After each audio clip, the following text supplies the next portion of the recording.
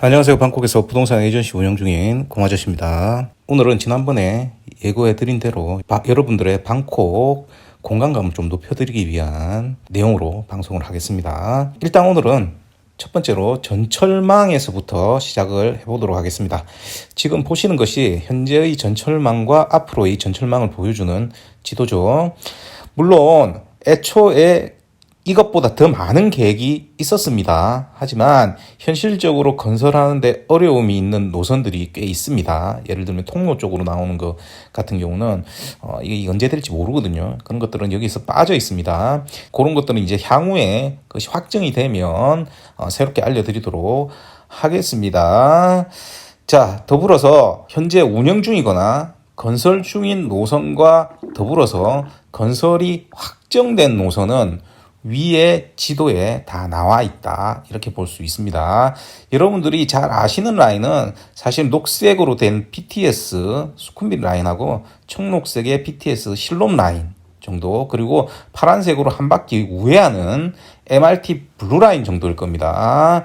자, 물론 이 전철 라인들은 시내를 관통하는 라인이기 때문에 메인 노선임에는 분명합니다.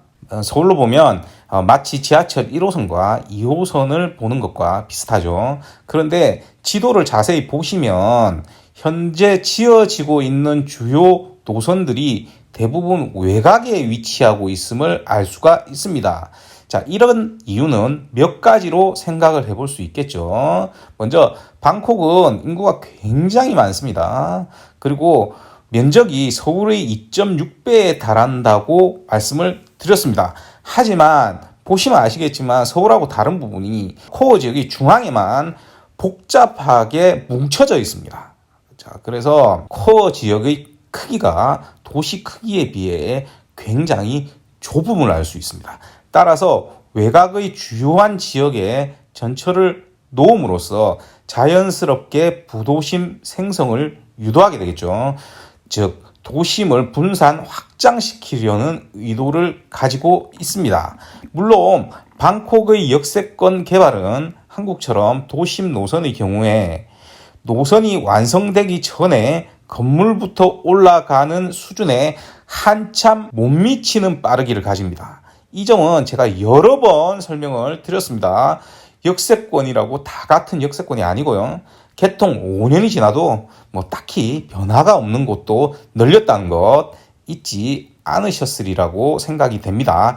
하지만 결국 그 안에서도 개발이 더 빨라질 곳과 개발이 느린 곳은 분명히 존재를 하겠죠. 그런 곳이 분명히 존재한다는 것도 이미 알려드렸습니다. 결국 이러한 현상은 노선이 생길수록 도심의 중심부 코어 지역에 인구가 밀집되는 현상을 가중시킵니다. 그래서 도심의 코어의 크기도 점점 늘어나게 되겠죠. 무슨 얘기냐면 변두리 지역이 점점점 도심화가 빨라지게 됩니다. 하지만 결국 외곽에 부도심이 여러 개 생기게 되면 이동의 편리성 때문에 주거 공간의 확장이라는 것은 확실히 늘어나게 됩니다. 여기서 주거라는 개념은 차를 타고 원거리에서 출퇴근한다는 의미가 아니고요.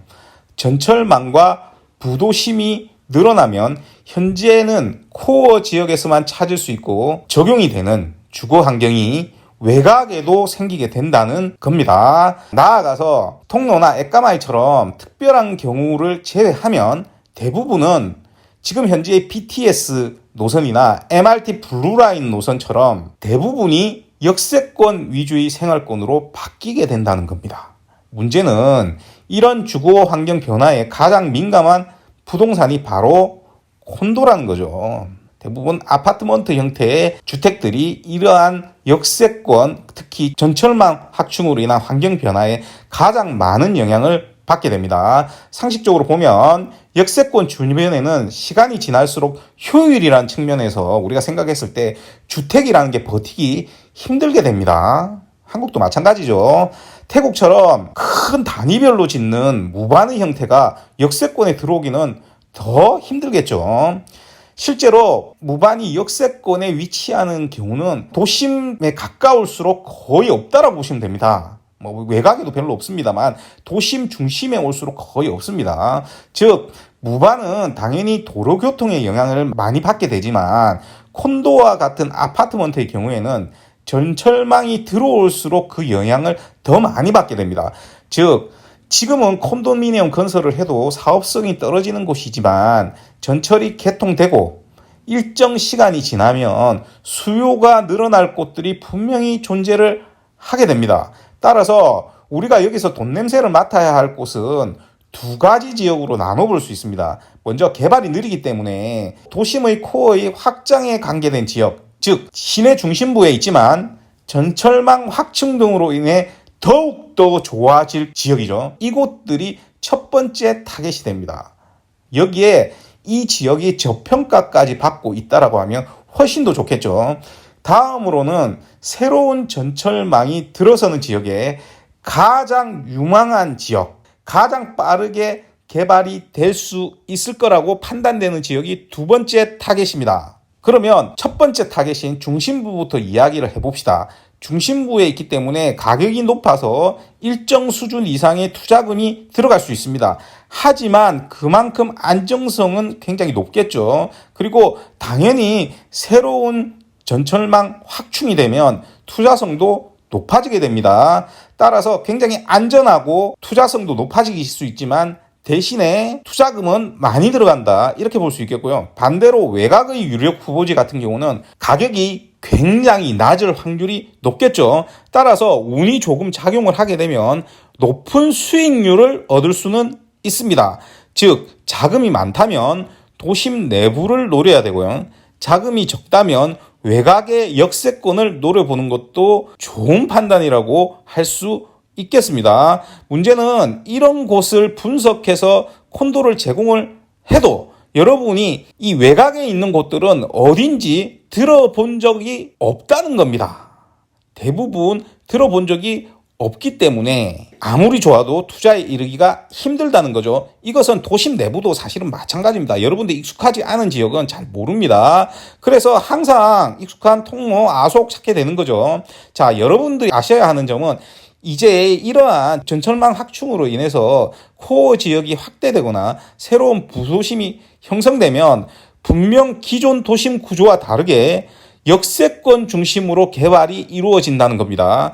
당장 에까마일을 넘어가 봅시다. 보다시피 기존의 수쿰빌 메인로드와 수쿰빗 71로드가 만나는 지점이 중심부입니다만 현재는 이 지점이 아니라 여기 훨씬 앞에 있기 때문에 BTS 프라카농역에 있는 수쿰빗 로드와 빨람시 로드가 만나는 지점이 변화가 훨씬 더 많습니다. 그리고 훨씬 더 변화가 빠릅니다. 보시면 건물 자체가 다르다는 것을 알 수가 있을 겁니다.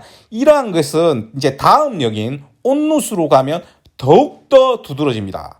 현재 역 주변은 더 세우지 못할 만큼 많은 개발이 이루어져 있죠. 이렇게 역세권만 보면 굉장히 좋아 보입니다. 하지만 조금 소로를 타고 올라가서 안쪽으로 들어가 보면요, 보시면 굉장히 넓은 지역이 있지 않습니까? 이 안으로 들어가 보면 우리가 흔히 보는 방콕이 아니라 과연 여기가 방콕이 맞는지 의심될 정도의 모습이 바로 나옵니다. 즉 개발 밀집도가 역세권 중심으로 이루어지고 있다는 것을 알 수 있겠죠. 당연히 온룸도 원래의 도로교통 메인 로드인 수쿰빗 77이죠. 온룬로드. 이쪽에 있는 콘도보다 온룬역에 있는 콘도가 지금은 더 가치가 높습니다.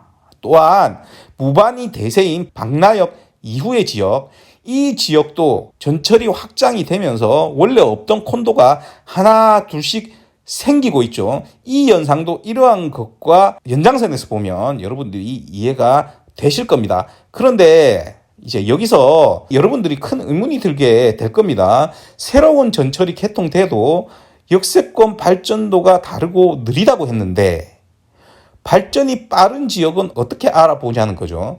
또한 코어 지역 안에서 더 좋아질 지역은 어딘가, 이런 부분이 훨씬 궁금할 겁니다. 그래서 이 부분은 다음에 두 가지 지역, 코어 지역 안의 지역과 코어 지역 바깥의 지역을 예를 들어서 제가 이야기를 해드리도록 하겠습니다.